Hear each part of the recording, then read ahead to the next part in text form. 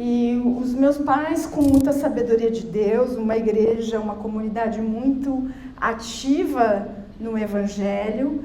Então, desde criança e adolescência, a gente visitava, para vocês terem uma ideia, centros, hospitais psiquiátricos para fazer evangelismo. A gente visitava assentamento de terra, que isso tem no interior, né, para também levar o evangelho. A gente ensaiava peças tipo a Turma do Print. Alguém conhece a Turma do Print? Uma só fé. E a gente não apresentava só na igreja, a gente se apresentando nas escolas. Então, isso tudo foi gerando uma identidade muito forte dentro de mim do reino de Deus e do evangelho, da salvação, de propagar. Só que eu sou da geração onde existia, não sei porquê, mas uma pressão que, assim, ou você é uma profissional ou você é uma missionária. E eu não me sentia em paz e nem confortável. Eu falava assim, então eu vou ser missionária.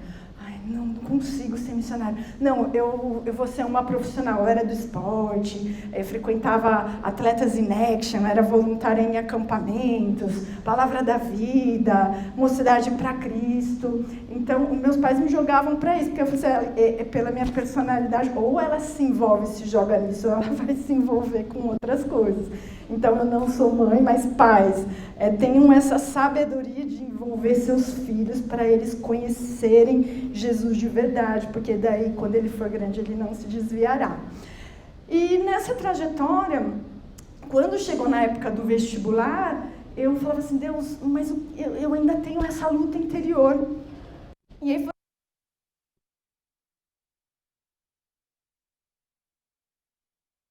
que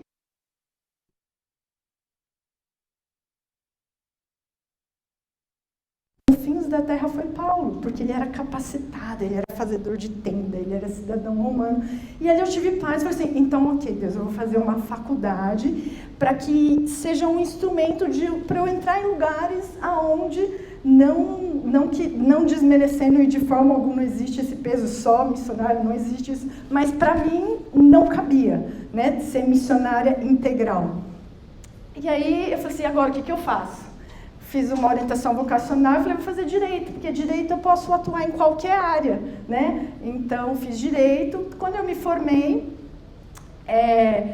lembrei, falei assim, nossa, eu tinha falado para Deus que eu ia fazer a faculdade para servir o reino, para viver o meu chamado, apesar de estar meio perdida ainda no chamado. E aí, na minha igreja, eu era presbiteriana, né, da Igreja Presbiteriana Independente, tinha um seminário da hora em Floripa. Falei, quero fazer um seminário em Floripa, né? Sou apaixonada por praia.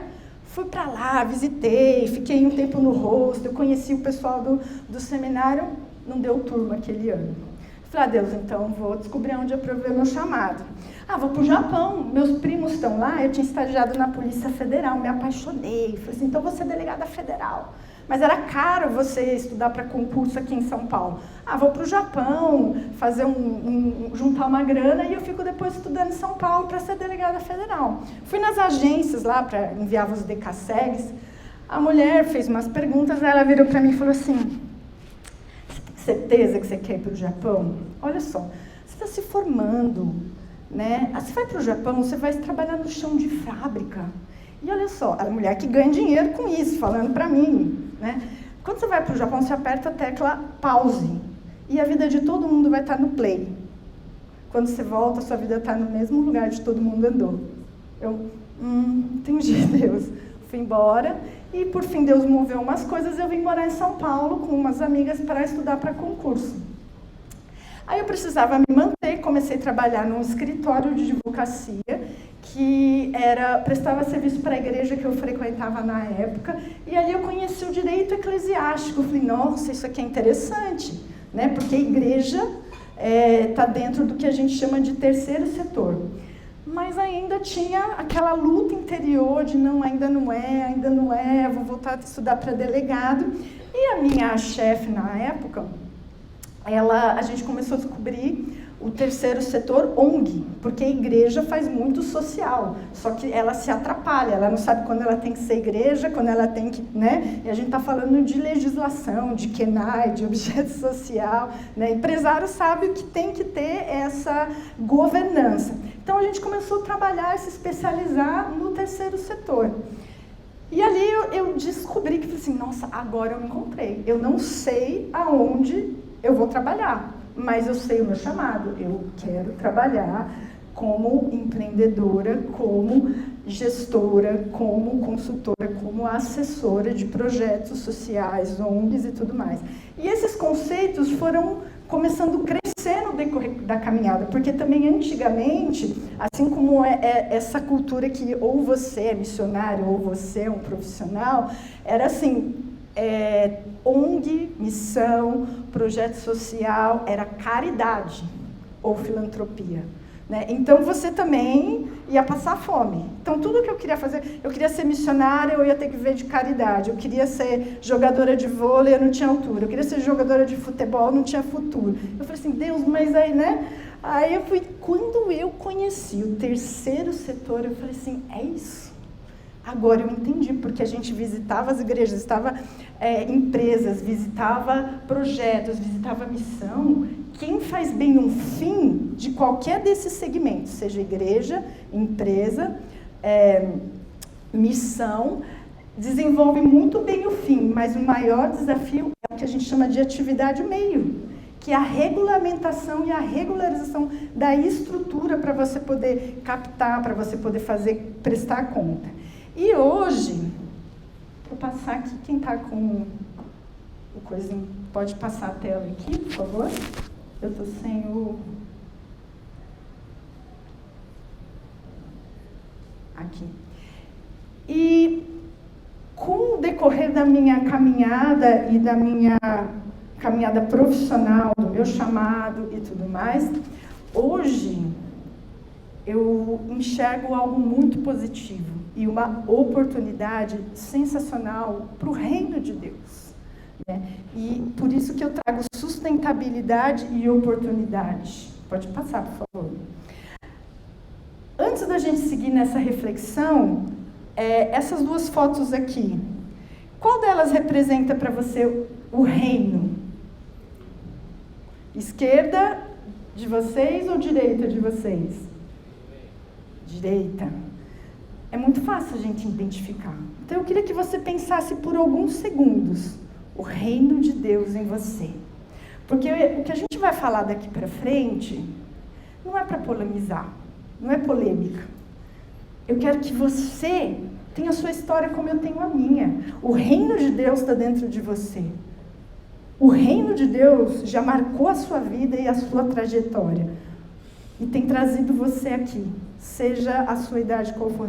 Então, o que eu quero combinar com você, que tudo que a gente falar daqui para frente, você tem que pensar como o reino de Deus. Amém? Pode passar, por favor.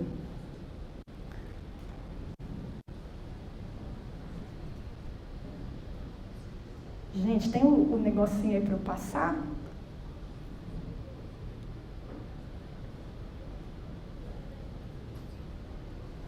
Acho que acabou a pilha ali. Então a gente eu vou trazendo aqui, mas essa próxima tela é bem importante. Continua pensando no reino de Deus, amém? Paz, justiça, alegria no Espírito Santo. Não é comida nem bebida, né? Aqui.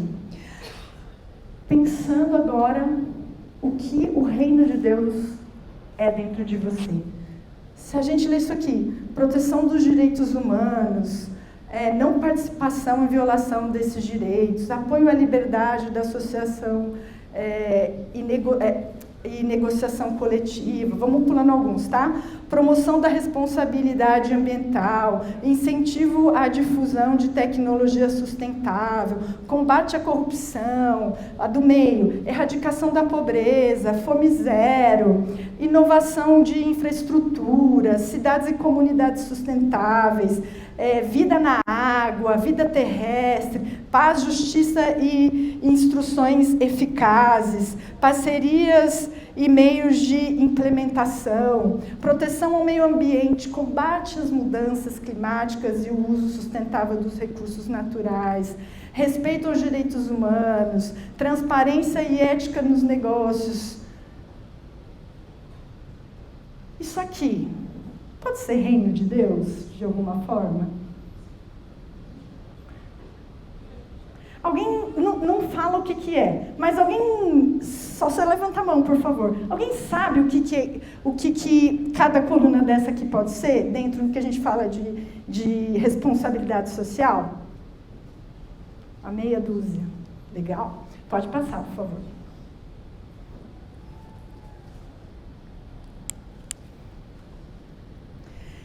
O que é sustentabilidade? Né? Sustentabilidade é a capacidade de manter um sistema saudável no longo prazo, garantia da harmonia econômica, meio ambiente e sociedade. Aí, desse conceito de sustentabilidade, no decorrer dos anos, a gente tem tido iniciativas, porque tudo aquilo que a gente leu, vocês concordam que é bem subjetivo? Subjetivo.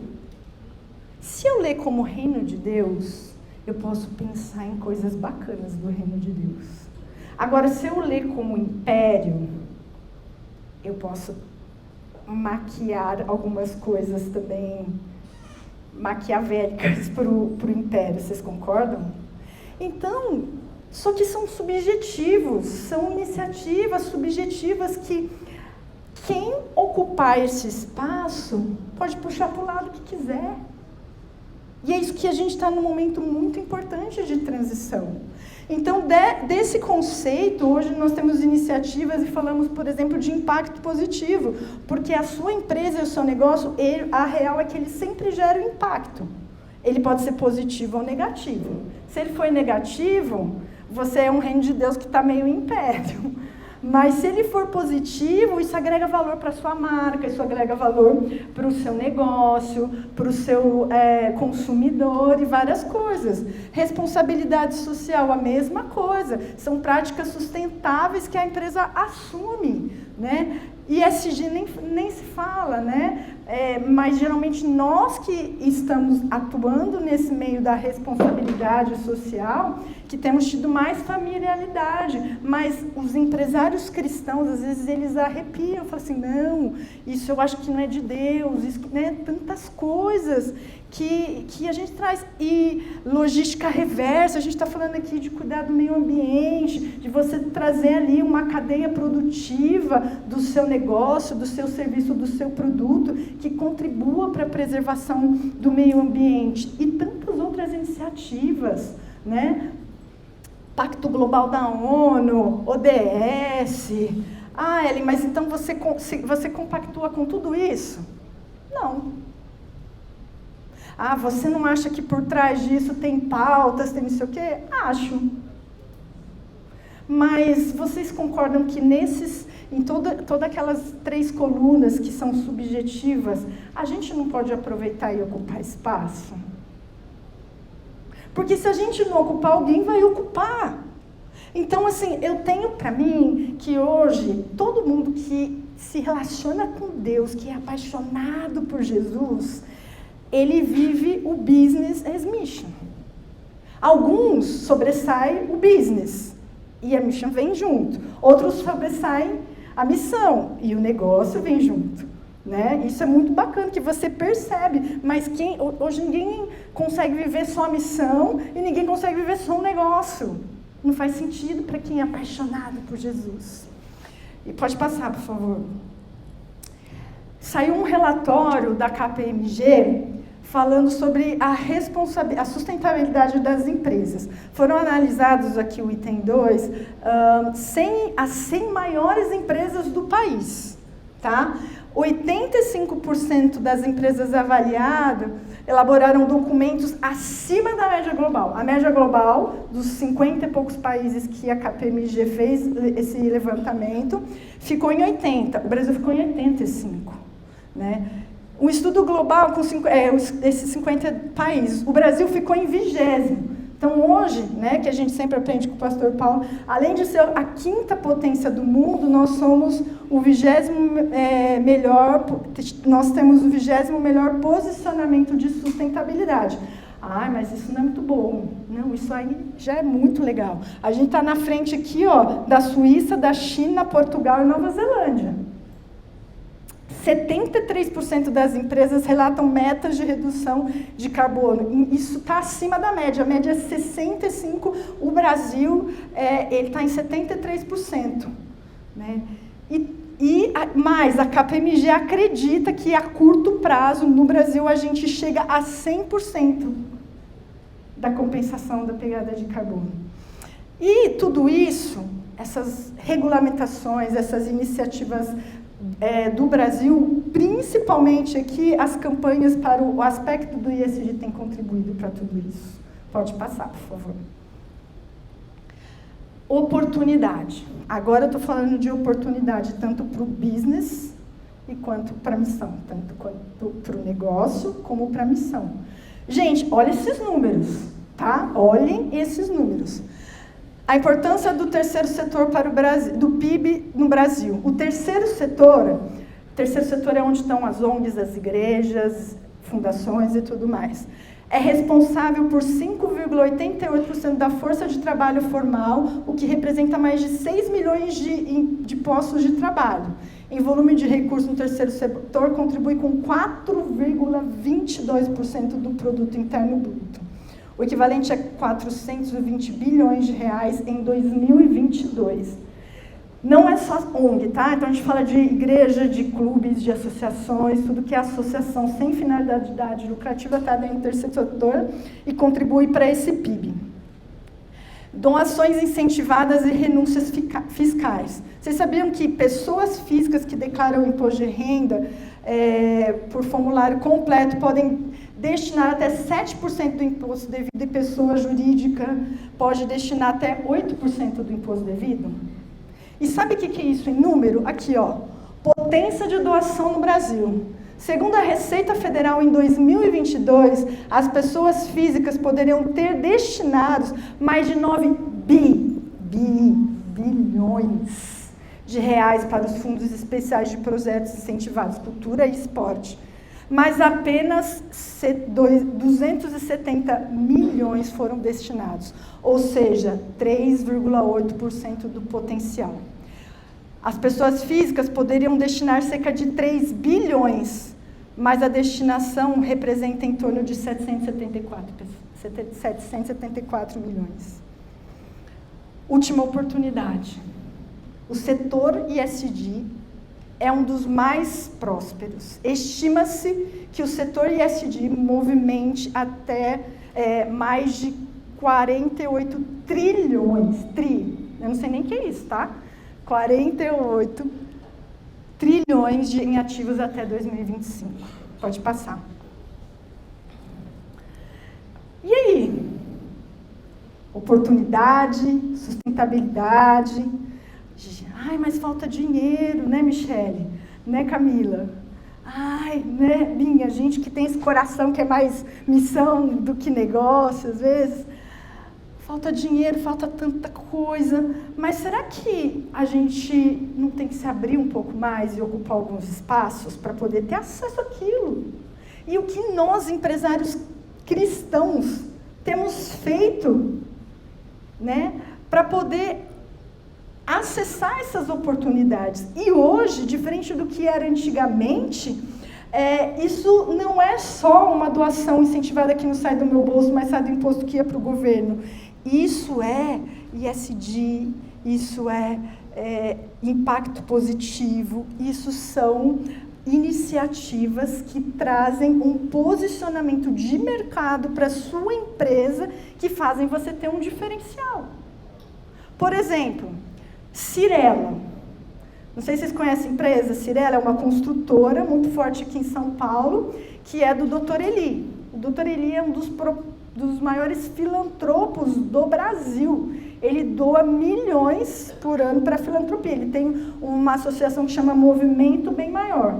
Se eu for comprar um apartamento e eu tiver que escolher entre algumas consultoras, Rocontec, né, Nathalie, Cirela e qualquer outra, eu vou escolher a Cirela, porque eu sei que o Dr. Eli, ele destina parte do dinheiro dele para filantropia, e sem renúncia fiscal. Ele tira do bolso dele, né? E aqui a gente está falando sobre aquelas 3 colunas que a gente leu logo depois da figura do reino, nada mais eram que as leis do Pacto Global da ONU, os Objetivos de Desenvolvimento Sustentável e o conceito de ESG. Eu posso falar que aquilo é império, mas eu posso aproveitar, não compactuar, nem? Porque vocês viram os números. A sustentabilidade, ela hoje indique ou explique. O que quer dizer hoje? Se a sua empresa, principalmente do mercado financeiro, se ela não adota as práticas, se ela não contribui para a Agenda 2030, que são desses 17 objetivos de sustentabilidade, você tem que explicar porque você não está fazendo parte de tudo isso. Ai, mas então o que você acha, Helen? Que a minha empresa ela tem que entrar e fazer parte disso tudo? Eu não acho nada. Você é o reino de Deus. O que eu sugiro é que você esteja bem pertinho, mas bem pertinho mesmo de Jesus, para você conhecer essas coisas e entender o que isso pode potencializar o seu negócio e a sua missão. Pode passar, por favor. Aqui, de forma bem rasa, né, alguns benefícios das práticas de ESG para as empresas e stakeholders. Então, sustentabilidade do negócio, reputação da imagem e risco de longo prazo. Pode passar. Como ter um posicionamento de ESG? Aqui, gente, é bem raso, assim, porque o nosso tempo é 20 minutos, tá? Então, assim, gente, mas eu não sei nem o que é ESG, o que seria essas práticas. Posso falar? Se você e a sua empresa são reino mesmo, para mim tinha que ser o contrário. Quando esses conceitos entraram, quando essas iniciativas entraram, a gente vai dizer, mas eu já faço tudo isso. Eu já tenho uma governança, eu cuido do meio ambiente, eu sou justo com os meus funcionários, eu trago ali todos os direitos. A gente era para ser exemplo e modelo de tudo isso, era só conseguir trazer um nome, ranquear. Então, analise-se a si mesmo, a começar de mim. Então, aqui, para ter um posicionamento, integrar as práticas ESG às práticas da empresa. ESG, para quem não sabe, tá? Ambiental, social e governança. Tá?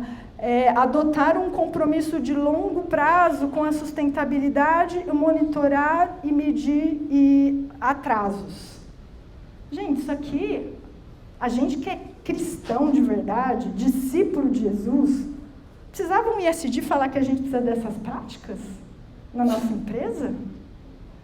Precisava vir lá na Capt falar que, mas para você exportar seu café, não, isso daqui quando você analisa e faz seu plano, seu business plan, seu planejamento estratégico, isso aqui já tinha que fazer parte, quando você constrói a cultura da sua empresa, né, Raquel? Isso tudo aqui já tinha que estar embutido, isso aqui é o nosso DNA, para quem tem um relacionamento com Deus, para quem vive a palavra, isso aqui é Bíblia.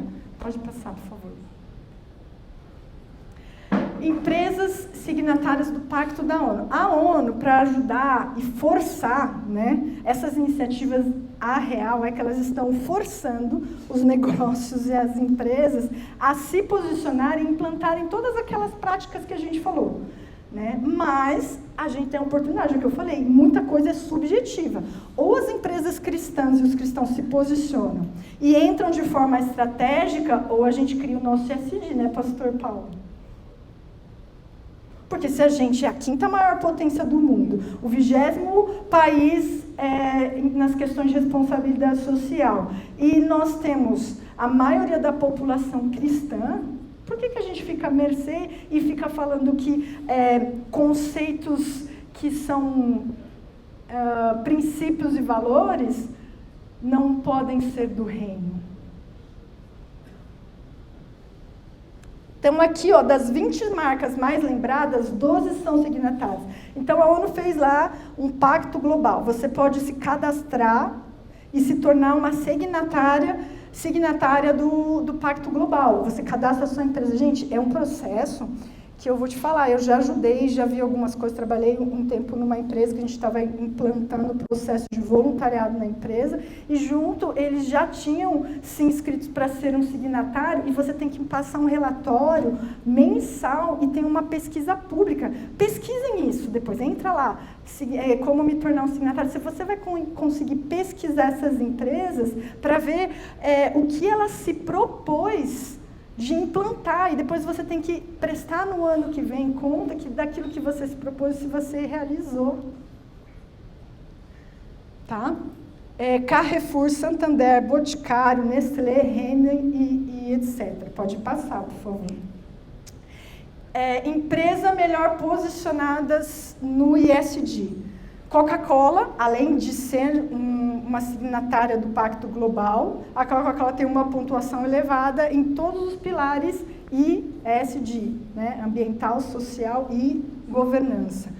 IBM, a multinacional de tecnologia, é conhecida por sua forte cultura de compliance e suas iniciativas para reduzir o impacto ambiental de suas operações.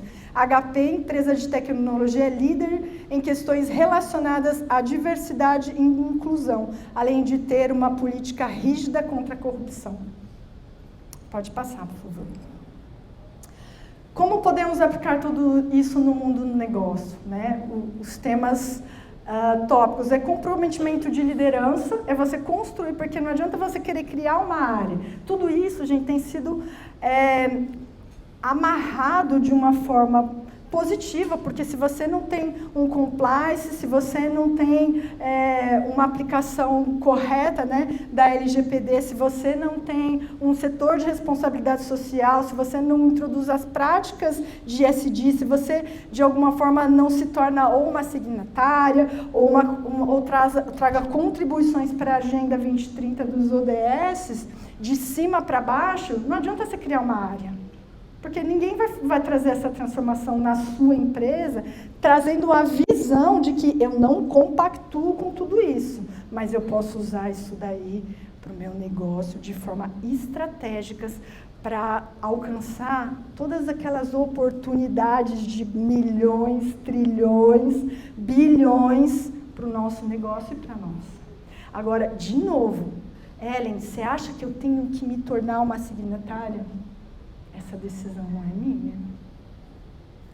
Então eu tenho que praticar lá, trazer essas práticas das ODS, do ESG. Essa decisão não é minha. Mas você, com Deus, pode decidir isso para o seu negócio e para a sua empresa. Amém? Pode passar, por favor. Sustentabilidade, para a gente fechar uma história antiga. Gênesis e Daniel.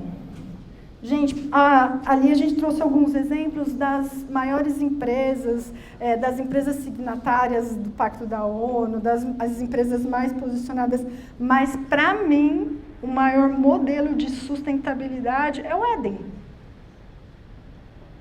Quando Deus criou, Ele trouxe 100%, né, de uma cadeia produtiva ali. Então, é um modelo de sustentabilidade que, se a gente lê Gênesis, eu já li muitas vezes, Deus fala comigo sobre sustentabilidade. Para mim, Gênesis é o maior planejamento estratégico da face da Terra, porque se você estudar o planejamento que Deus fez em Gênesis, já prevendo a vinda de Jesus, é muito louco. Ele está formando o homem, Adão e Eva, e ele está falando assim, mas eu estou formando Adão e Eva aqui, mas assim, já fica registrado que daí, quando se casar, deixa pai e mãe. Olha o planejamento estratégico de Deus. Nem existia ainda pai e mãe, ele estava acabando de formar o homem e a mulher. Então, Gênesis, para mim, é o maior modelo. Não é a Coca-Cola, não é a HP. Daniel. Aqui eu trago Daniel de uma forma para a gente entender ocupar espaço. Daniel era reino, mas por questões culturais, ele foi morar no império, ele foi morar na Babilônia. E aí é muito legal, a gente que conhece a história, a primeira coisa que você lembra, que legal, Daniel resolveu não se contaminar, e aí foi muito legal, porque, né, toda aquela história. Só que assim, na boa, vocês acham que se Daniel não tivesse um relacionamento, se ele não tivesse ali toda uma movimentação dentro do Império Babilônico, não compactuando, mas sendo reino dentro da Babilônia, e ele chegasse para o CEO ali do departamento e falasse assim, tem essa condição aqui, mas vamos fazer um acordo? Eu não como e depois a gente vê o resultado. Eu não acredito que se ele não tivesse um relacionamento já, uma influência, um posicionamento, uma postura, esse CEO do departamento babilônico teria deixado ele fazer esse experimento. Então, o que eu quero trazer?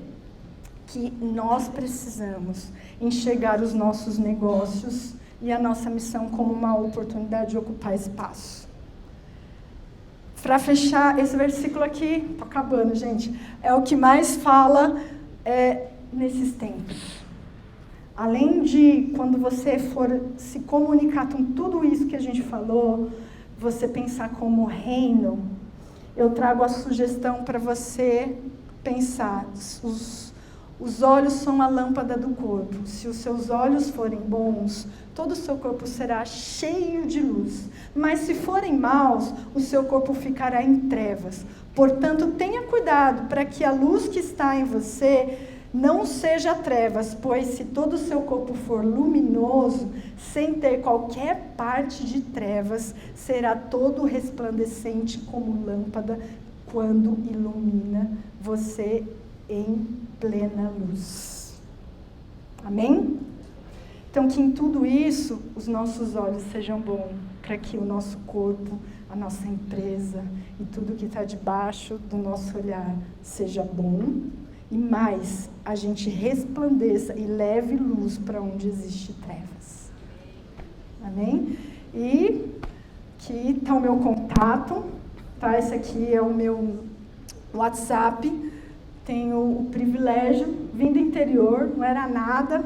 Deus me trouxe em vários lugares, tenho uma trajetória e hoje eu tenho o prazer de fazer parte aqui da equipe de consultoria da Sociedade da Soluzone com o Breno, com o pastor Paulo, mais algumas pessoas no nosso time. E nós temos vivido tudo isso que vocês viram.